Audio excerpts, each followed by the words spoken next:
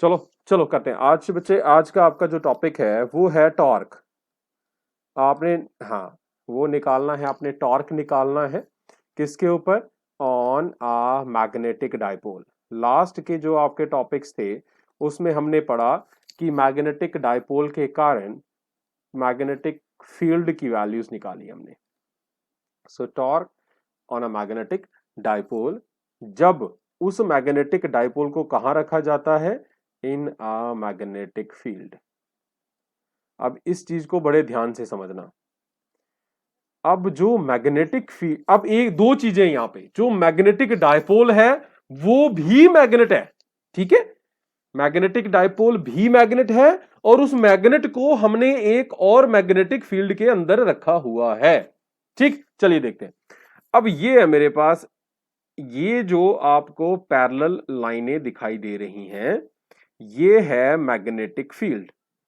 और पैरेलल है इसका मतलब है मैग्नेटिक फील्ड की वैल्यू हर जगह पे, जितने भी आपको एरिया दिखाई दे रहा है उसके हर जगह पे मैग्नेटिक फील्ड की वैल्यू सेम है। अब इसके बीच में हमने रख दिया ये एक बार मैग्नेट। ये बच्चे बार मैग्नेट है तो पता है हमें कि बार मैग्नेट के दो पोल होते हैं और दोनों पोल की स्ट्रेंथ इक्वल एंड अपोजिट होती है। इसका मतलब है ये जो बार मैग्नेट मीन बीच में रखा है, ये बार मैग्नेट अब आपका किसका काम कर रहा है? ये काम कर रहा है आपके डाइपोल का। ठीक है, तो एक था मैग्नेटिक फील्ड, मतलब ये मैग्नेटिक फील्ड जो एरोज वाला मैग्नेटिक फील्ड है वो किसी और चीज का है, और उस मैग्नेटिक फील्ड में हमने एक और मैग्नेट रख दिया जिसको हम डायपोल कह रहे हैं। ठीक है, इस डायपोल का बेटा एक नॉर्थ पोल है और इसका एक साउथ पोल है। ठीक, नॉर्थ पोल के कारण, अब देखो, जब भी मैग्नेट को हमने पढ़ा हुआ है, जब भी मैग्नेट को मैग्नेटिक फील्ड में रखते हैं तो उसके ऊपर लगती है फोर्स। क्या लगती है उसके ऊपर? फोर्स लगती है। नॉर्थ पोल के ऊपर जो फोर्स लगती है, ध्यान से, नॉर्थ पोल के ऊपर जो फोर्स लगती है उसकी डायरेक्शन मैग्नेटिक फील्ड की डायरेक्शन के सेम ही होती है। देख लो, है ना सेम? मैग्नेटिक फील्ड की डायरेक्शन भी इधर ही है और आपके नॉर्थ पोल के ऊपर जो फोर्स लग रही है उसका एरो भी इधर ही है। और जो साउथ पोल के ऊपर फोर्स लगती है उसकी डायरेक्शन मैग्नेटिक फील्ड के डायरेक्शन के अपोजिट होती है। डन। अब कितनी कितनी फोर्स लगती है बेटा? फोर्स जो होती है, ये फोर्स जो फोर्स होती है that is equal to q m. बेटा क्यू एम चार्ज नहीं है, क्यू एम है नॉर्थ पोल या साउथ पोल की स्ट्रेंथ। ये क्या है? Pole strength.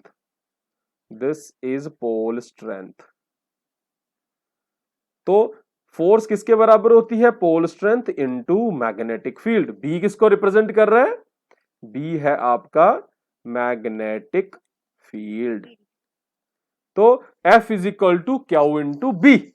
तो यहां देखो, यहां पे नॉर्थ पोल के ऊपर जो लग रहा है दैट इज क्यू एम इसकी इंटू बी। और यहां पे भी आपको पता है एक ही बार मैग्नेट है तो इन दोनों की स्ट्रेंथ सेम होगी। ऊपर वाले की क्यू एम, इसकी भी क्यू एम। अब दोनों को ध्यान से देखो, अब दोनों की वैल्यू सेम है। ये देखो, इसकी वैल्यू और इसकी वैल्यू, दोनों वैल्यू सेम है, बट दोनों की डायरेक्शन कहां है? अपोजिट है। एक इस तरफ जा रहा है और दूसरा इस तरफ जा रहा है। ठीक है बेटा, अगर आपके पास एक बार है, उसको आप सेंटर पे फिक्स कर देते हो, किसी जगह पे फिक्स कर देते हो, और उसका एक हिस्सा एक डायरेक्शन में जा रहा है, दूसरा उसकी अपोजिट डायरेक्शन में जा रहा है, तो वो क्या कर देगा? वो रोटेट हो जाएगा। क्या कर जाएगा? वो रोटेट हो जाएगा। रोटेट होने का मतलब उसमें कौन सी फोर्स लग रही है? उसमें फोर्स लग रही है टर्निंग, टर्निंग फोर्स है उसमें। कौन सी फोर्स है? टर्निंग फोर्स है। बेटा टर्निंग फोर्स है, इसका मतलब टर्निंग फोर्स को क्या कहते हैं? टॉर्क कहते हैं। क्या कहते हैं? जैसे हमारे दरवाजे के ऊपर लगती है, एक एंड जाता है उधर तो उसके कारण क्या होता है? टर्न, और टर्न को कहते हैं टॉर्क। ठीक, अब टॉर्क हमें पता है क्या होती है। टॉर्क किसके बराबर होती है? Force into perpendicular distance. Perpendicular distance. ठीक, डिस्टेंस किसके बीच में? उन्हीं फोर्सेस के बीच में। किसके बीच में? फोर्सेस के बीच में। अब देखो एक फोर्स है यहां लग रही है ऊपर और एक दूसरी फोर्स नीचे लग रही है, दोनों के बीच में डिस्टेंस कैसे निकालेंगे? हम क्या करेंगे, एन से नीचे एक परपेंडिकुलर ले आएंगे, ठीक है, और यहां से इधर ले जाएंगे, ठीक, और इस पॉइंट को मैं बोल दूंगा एन एम। बेटा ये जो एन एम है, ये जो एन एम है, ये क्या है? Perpendicular distance, perpendicular distance. चलिए ये बात हो गई। अब हमें पता है कि इन दोनों के बीच में, डायपोल्स के बीच के डिस्टेंस को हम क्या लेते हैं? 2L लेते हैं, ठीक है बेटा। ये हम मतलब पढ़ रहे हैं कि हम इसको 2L ले रहे हैं, ये तो N और S के बीच का डिस्टेंस हो गया 2L। मान लेते हैं कि मेरा ये जो बार मैग्नेट है, ये bar magnet perpendicular magnetic field के साथ एंगल बना रहा है थीटा, ठीक है, ये थीटा बना रहा है, मतलब इधर भी थीटा बन रहा है। अब ध्यान से देखो, एस एम, नीचे वाला एस एम है ना, दिखाई दे रहा है ना, एस एम हो गया बेस, एन एम हो गया परपेंडिकुलर, ठीक है, और एन एस हो गया हाइपोटेन्यूज। हमें क्या निकालना है? हमें निकालना है परपेंडिकुलर। हमें क्या दिया हुआ है? हमें दिया हुआ है हाइपोटेन्यूज। बेटा परपेंडिकुलर अपॉन हाइपोटेन्यूज किसके बराबर होता है? साइन के बराबर। किसके बराबर? साइन थीटा के बराबर। हमें क्या निकालना है? हमें परपेंडिकुलर निकालना है ना।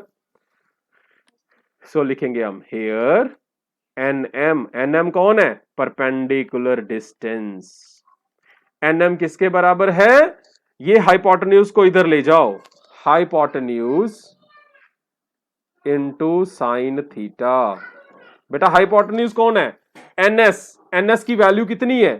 2L। तो आपका एन एम किसके बराबर हो गया?